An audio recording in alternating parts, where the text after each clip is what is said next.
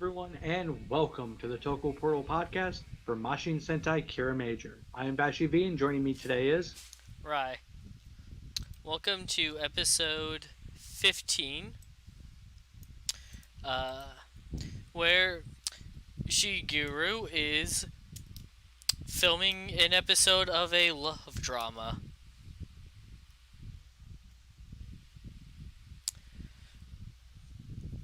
Very interested in what the hell that drama is actually about. He's in. It's about a high school boy who's in love with a girl who's the Grim Reaper. Were you not paying attention? I was, but damn.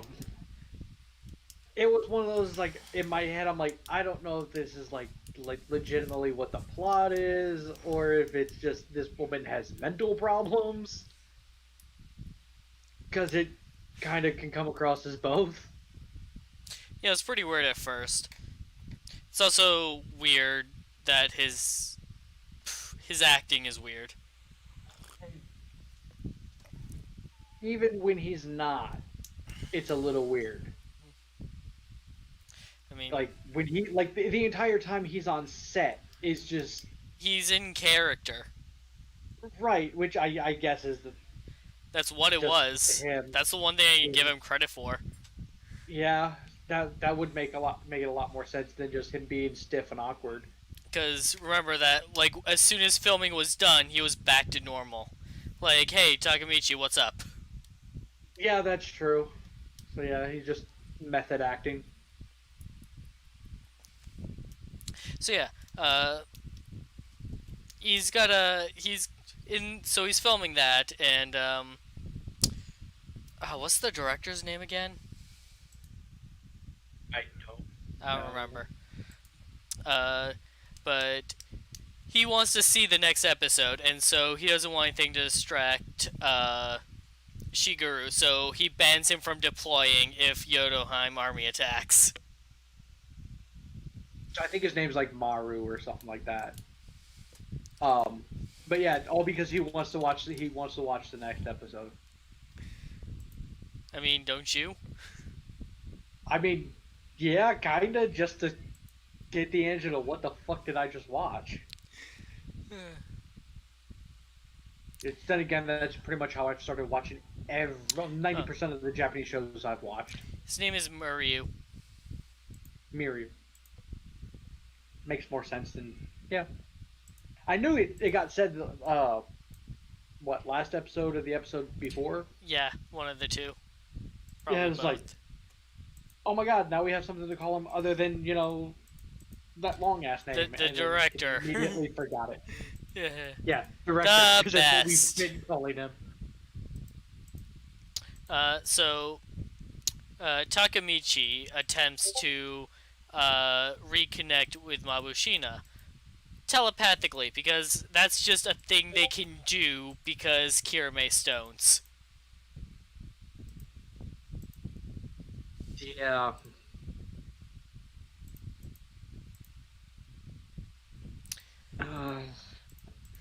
There are points where Takamichi... I understand he's not been on Earth for, the last 30 or 40 years. He is so not used to being on Earth anymore. Yeah, so this episode has this thing where they say that, Shigeru is the one that's not attentive to women. But it's Takamichi that doesn't know what women are thinking. Well, he's not attentive at all this entire episode. Right. He just shows up on set and starts wrecking the place. Because I'm a prince, fight me. Yeah, they ask him to stop and he's like, no. There's treasure here.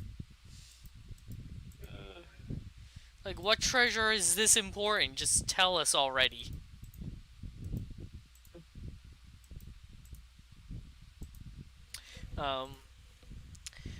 So while that happens, Mabushina steps out and runs into Tarantula.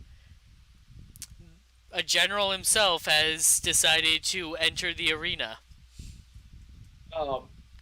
I think we glossed over it just a hair. Takamichi does try to telepathically talk to his sister. Didn't I say that? You might have, I might not have heard it. I might have been too focused on what I wanted to say. I know you brought up the whole being attentive thing, but yeah, I may not. I may have glossed over that. My bad. uh, But see, Carangelo, like, I understand, like, we'd seen it in the preview that he was involved in this episode, and what the big portion of this episode consisted of. I love it. It's And really good. it was one of those. It was like, what the fuck is gonna, and then we saw what happened. It's like, this is the greatest thing ever. Uh, so And but seeing a general personally get involved this early in a show, which to be fair, like, we only have the one general. I'm not counting Garuza. oh, I count I him. I do, but I don't because he's not in. I don't count him as a primary So Jotunheim villain. here's the thing. He is the general whose role is to torment the main team. That's why it's no big deal to see him show up because that's his job. Carantula's job, though, is deploying the forces. So seeing him in the field is a much bigger moment because what's he going to do? What's his power? Right, like to put it into perspective of like Lupat, this because it we can't really use Real Soldier for a step off of this for the way they did their generals, but with like Lupat, if this would normally be as if Destra or Ghosh got involved. Uh, I would say Destra is the equivalent of um, Garuza. Garuza, Yeah, and this is where more like Ghosh if would Gosh be, got involved. which, but to me, it's like it's still early on in the show for that to happen. But it makes sense. There's only the two of them right now. There may be more. This may be all we get. That would be a little odd. Yeah, Like just if literally Garuza and Carantula are like all we get until Master Jotunheim shows up. yeah, that would be weird. Um, so, uh, so while Takamichi destroys a schoolyard digging for treasure, uh, the others rush to Mabushina's location where she reported the monster appearing, uh, and his power is that he plays games. There's a running theme here. So, there's an Earth game you might know called Red Light Green Light, and so hey, that's an Earth game, so let's play an Earth game. But Is he his is quick to thought point out process there? but he is quick to point out this isn't red light, green light. This is Jotunheim green light. But It's not the same. so yeah, he has a thing about when he invades, he likes to take on his opponent using their own culture, which is why he's adopted this game as like his method of fighting in this episode. Like this is to me, this is the because I mentioned that all podcasts. This is the parody version of Lord Zed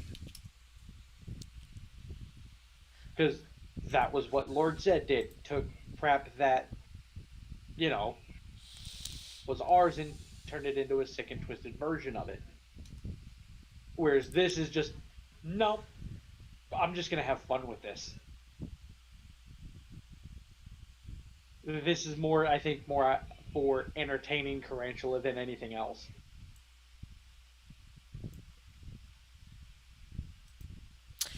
So the penalty for losing the game is getting turned into a Daruma doll. So the only way to win is to sneak up to Carantula and touch him. Uh, But he's not gonna make it easy on you.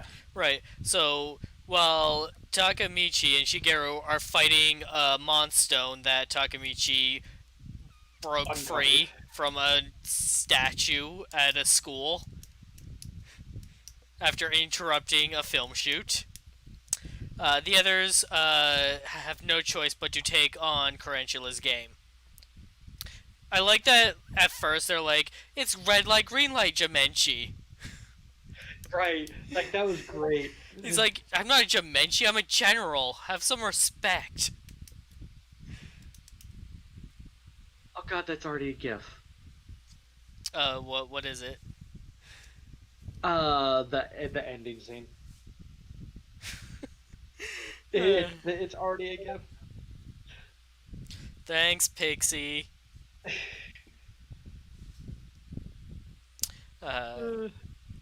So Cena attempts to win as soon as possible by just rushing up towards him.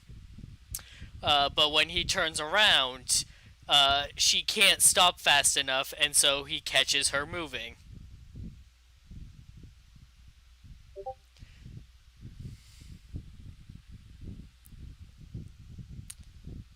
Any thoughts? Honestly, it's like in terms of ideas, like for how to win that was a legitimate idea. Hey, well, let's get the chick who can move the fastest because she'll get there faster. They didn't take into account stopping.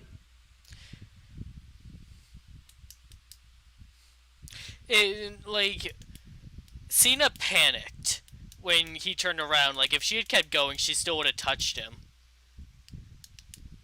But it wouldn't have counted. Based on what we see later, it would have. True, that is fair.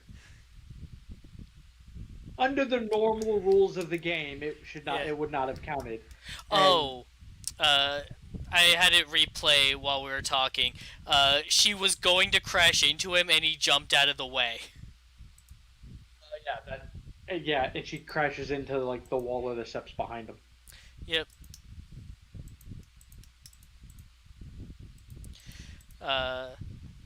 Next to go is Sayo, because when he turns around again, they're all in.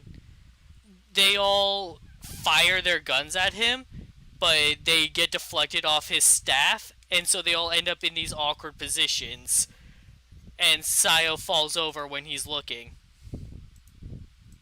I'm more amazed that Red didn't fall over, considering the fact that he was in a fucking bridge. Dude, I want to see that guy play Limbo. No shit. It was like, a bridge is hard to hold in of itself. But to hold it in a point where it matters like that, where you will fail if, you drop, it makes that a little bit more difficult. So that was kind of actually awesome on his part. And so Juru and Tametomo decide, alright, we'll take it nice and slow, and then once we're in 2 meters, we jump him. So Carantula decides to start cheating. Can I point out that Juru was making the ninja pose? Yeah. Oh yeah, that's right. I noticed that while I was watching it too. He's like ninja sneak. Yeah. Poke, poke, poke, poke, poke, poke, poke. So, Carantula decides to cheat because one of the grunts starts just poking at Juru until he falls over and crashes into Tametono, causing him to fall over, and the two of them are eliminated. So now Mabushina is the only one left. Shigeru and Takamichi eventually respond to the call, but Mabushina insists that they stay back and not get involved. There was the fact that there is the barrier too.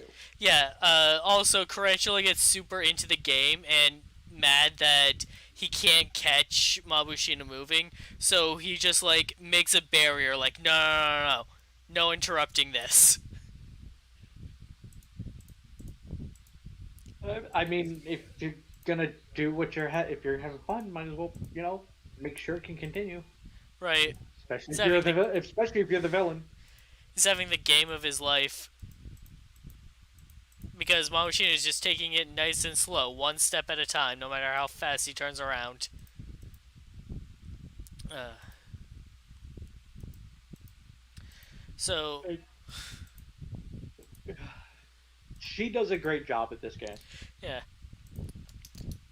So Shigeru asks Tomitono, like, hey, or Takamichi, hey, what did you telepathically tell her earlier? And he's like, oh, remember how I used to braid your hair?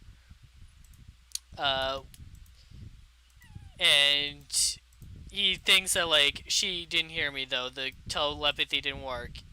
And Shigeru is like, no, it did work. You gotta tell her that what our plan is to dig underneath the monster and jump up because she's gonna be too close and we'll get caught in the blast.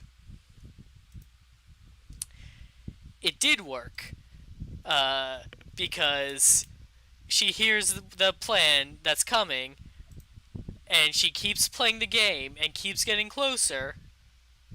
And just as she's close enough to touch Tarantula, makes a dive for the Daruma basket and runs out of the way to protect everyone.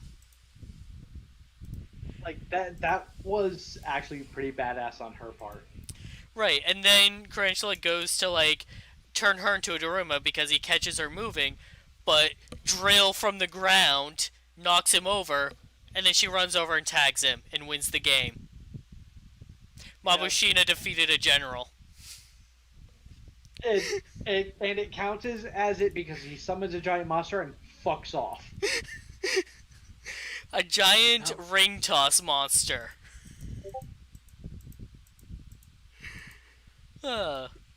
This mech fight. Like, after this episode, I don't remember if I said anything bad about Mabushina, but if I did, I take it back. She's great. The only issue we had with Mabushina, and I still kind of have it, was that in terms of leading the team or being that thing, is we don't need her and the director. We also, I feel, was saying that, like, we didn't need her and the gemstones to be sentient as well. Like, Yeah, which, to be fair, we don't. But damn, her character is great, especially after this. yeah, no. If she just, like, gets 2 more of these throughout the series, I'll be happy.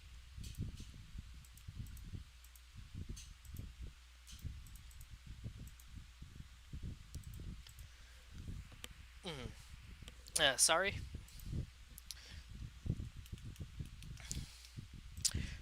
So yeah, we get a great mech fight. Mock's a smartass. Uh,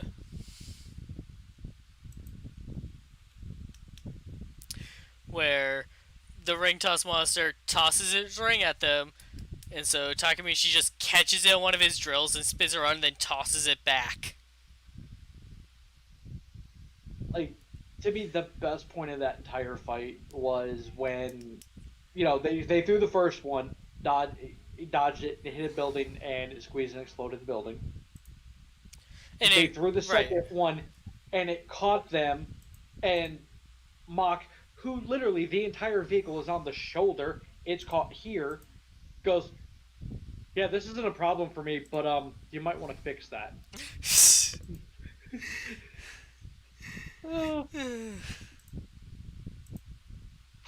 I like that. Those are moments with like the sentient mechs where I feel should have those type of things should happen more.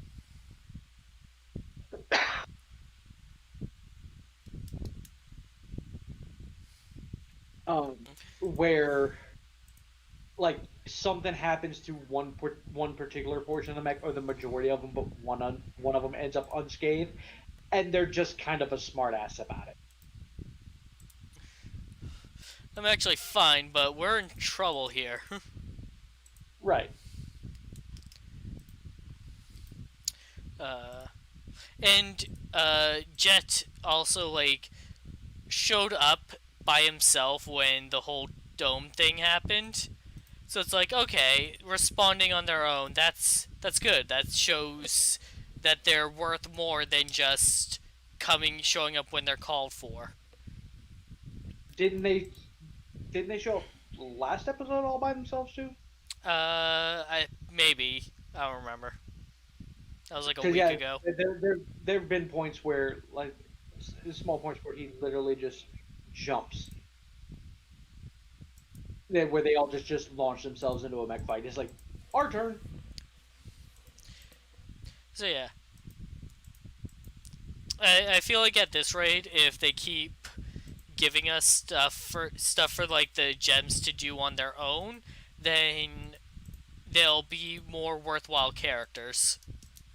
Right. Rather than just being a vehicle Like with a personality. it's like I was thinking about it with Real Soldier. The only uh the only dinosaurs that could actually talk were the only ones that had a That matters. reason to talk. Yeah, the only ones that mattered. Like the others that couldn't talk didn't need to. There was nothing for them to do if they could. So Right. And then there was nothing said to for like Trican and whatnot to not be able to talk. well, they couldn't uh, because they didn't learn. Tiramigo went out of his way to learn how to talk by watching TV. Cause to start with, all he could say was Tira. Right. Like, they made a point of, like, hey, where's Tiramigo? Oh, he's watching TV. And then he comes in and starts talking. They're like, wait, did he learn how to talk? Yeah, that is a thing that happened. It is absolutely a thing that happened. My brain keeps forgetting that because we've had others show up that just knew how to talk. Right. Like Masa Akigaru. Rex. Yeah. Well, I mean, Masa Rex made sense. Dime Volcano. Dime Volcano again made sense in the aspect of it hung around a hospital for sick kid. What's interesting is that well, also he liked to tell riddles. Yeah. Well, I mean that was a thing that, to be fair, on that one, that was a thing in the book too. Right. So that was already a thing before they got sealed. That's what I'm saying. Is that like Dime Volcano knew how to talk before he started talking to kids in hospitals. But yeah, what's interesting is that Pakigaru could talk, or no, Chibigaru could talk, but the actual Chibigaru. parent Pakigaru could not, or at least didn't. I mean, you already had Luca voice acting one of them, so what do you need the other one for?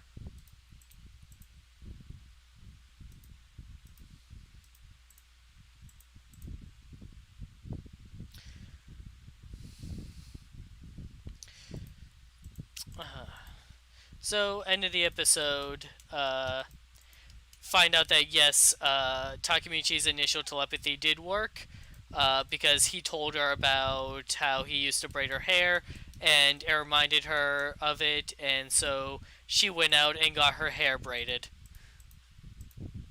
And then after the fight, took it out. And it was Shigeru, who was being attentive, who noticed that her hair was different and realized, oh, she did hear you. Your telepathy did work. You need to send her another message. See, fellas, being attentive pays off. Don't ignore women. I mean, I hope this show doesn't ignore the fact that Shigeru was actually the attentive one when it opened up with everyone kind of shit-talking him. Yeah.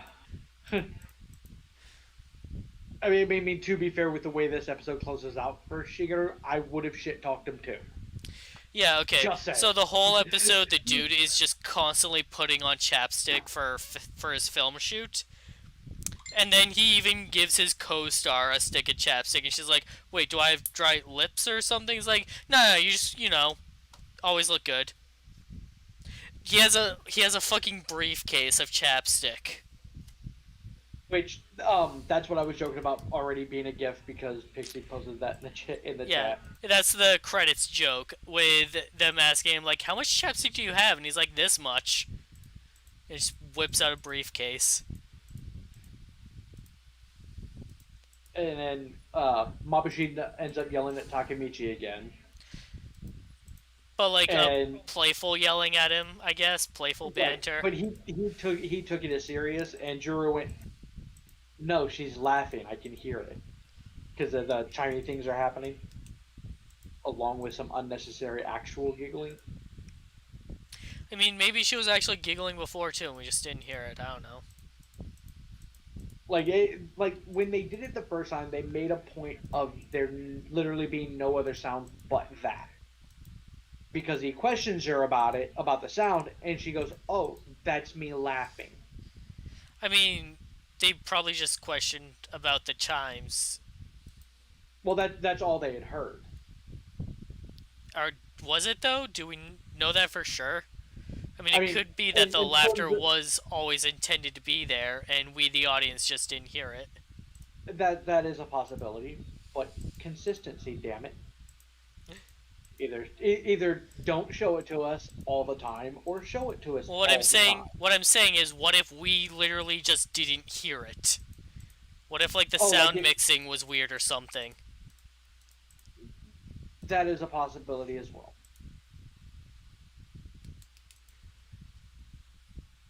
To me, that's a smaller possibility, given how long Toei's been doing this crap. That they should be able to easily sound mix that, given the fact that they can, write or belt 8 million sounds over top of each other and everything come out fine.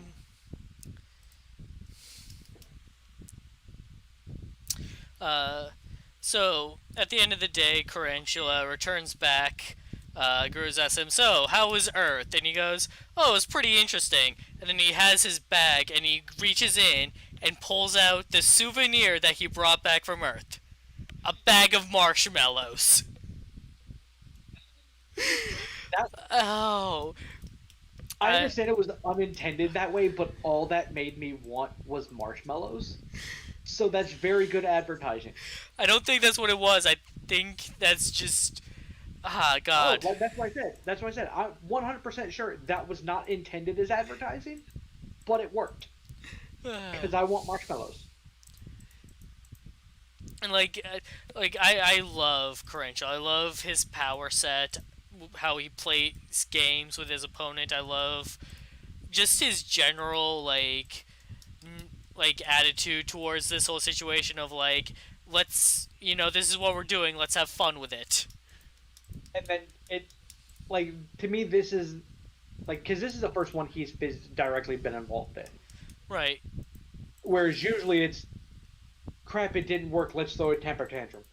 Which is also awesome to see, because we don't get a lot of that. He's just a giant man child. Because, like, typically we get the, villain goes back, piss off, and break shit, i.e. Garuza. We don't typically get the, I'm gonna go pout and, throw a 2-year-old temper tantrum. And stomp my feet and shit. And, It was expected from Creon. It was not expected from Crunchel. right. And for anyone thinking that the marshmallows was a pretty random thing to bring back from Earth, it's actually story relevant because in next week's preview we have a marshmallow monster.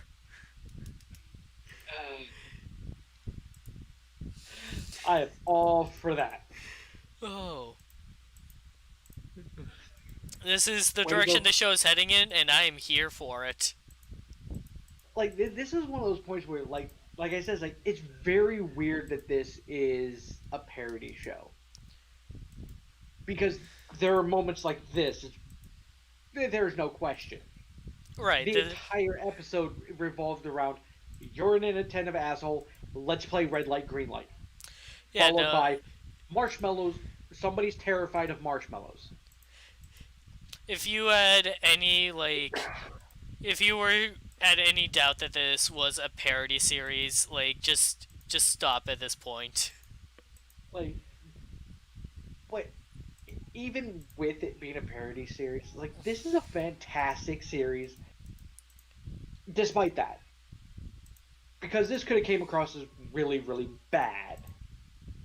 Like Power Rangers level of parody.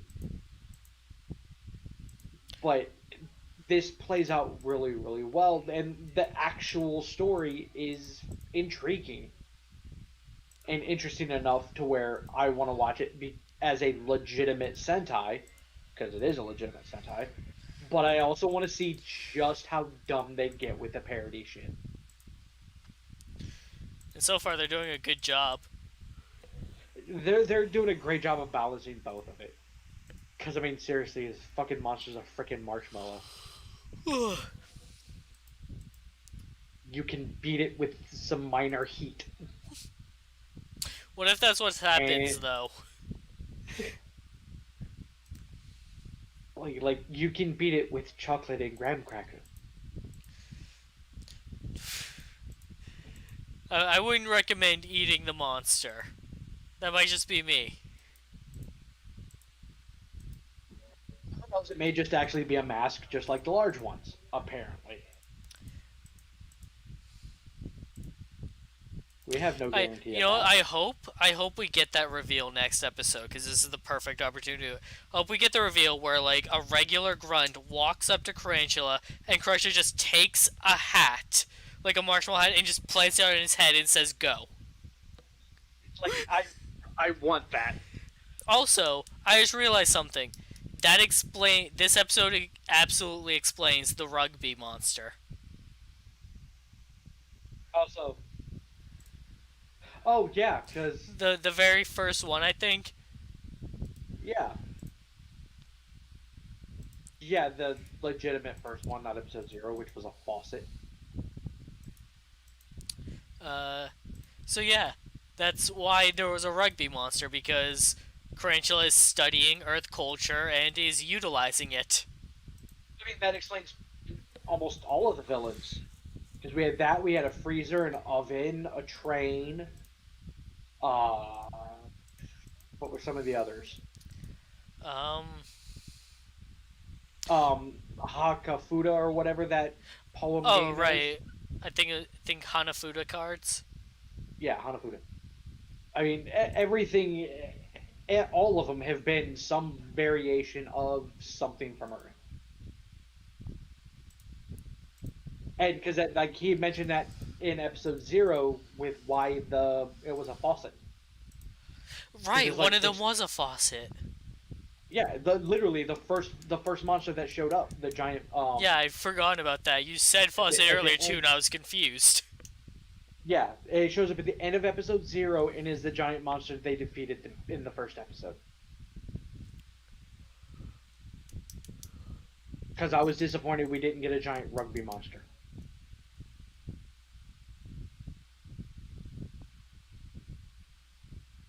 Like it's, and Tarantula does make a comment about how he's using our stuff.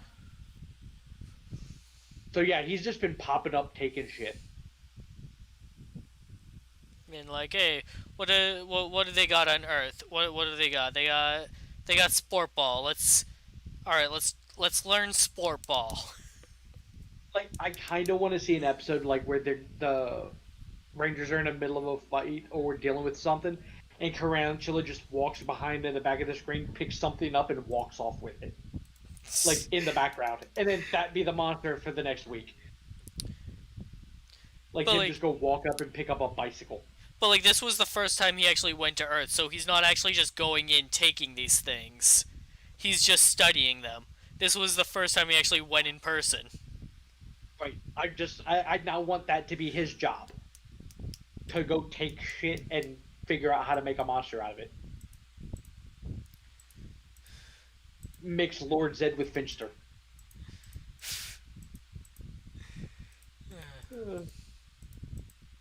But I was like, this is one of those shows where it's like I go back and watch other Sentai and I have to remind myself I'm not watching something like Kiramager. Because like I started watching the movie and I'm like, oh yeah, serious time, that's right. Right. This is what a normal Sentai is like. And then Noel shows up and just starts flipping all over the place because, Normal Sentai. that was as far from normal as Lupat got in Noel, terms of. And Noel was just Noel. yeah, he's just showboats for no reason. Like like that time Gaim did like 15 backflips in a row. Yeah, just because. Which, boy, we still have to schedule that podcast. Yep, My brain says this weekend if you're available. I am available. Sounds like a good time then. I'll get Pixie to watch it, so we'll at least have the three of us and possibly Decade. Oh right, Pixie watched like the last arc of Ryu Soldier. Of Real Soldier, and she's seen up to Noel. Oh, okay. I forgot she was watching Lupat. Yeah, so she has some knowledge of both shows, All right. and So she picked up Real Soldier around the Christmas episode, which was I think a little bit after Max Real Red. yeah, she picked up when I think after they went to the temple and grabbed the Sky Sword. Okay, yeah, because then it was the I'm gonna just hear me go like a reindeer. Yes, I think that was the one. That is literally the episode she watched because she was waiting on Uh, the Kamen Rider episode Right. and went, "Fuck it, I'm gonna watch this." and then she's like, the dinosaurs are cute. Yeah, so I was like, we'll at least have three of us for it, for if Decade can make it. It'll probably best be set for the evening for her to be able to join. All So right. standard podcast time would work. Which I realize half of this conversation could literally have just taken place outside the podcast, I mean, keep the But, viewers updated. which is always important. So, thanks for joining us tonight, everybody. We'll be back tomorrow for Kamen Rider Zero One, and probably come back for a Sentai movie this weekend. Thanks for joining. We'll see you next time. See you next time.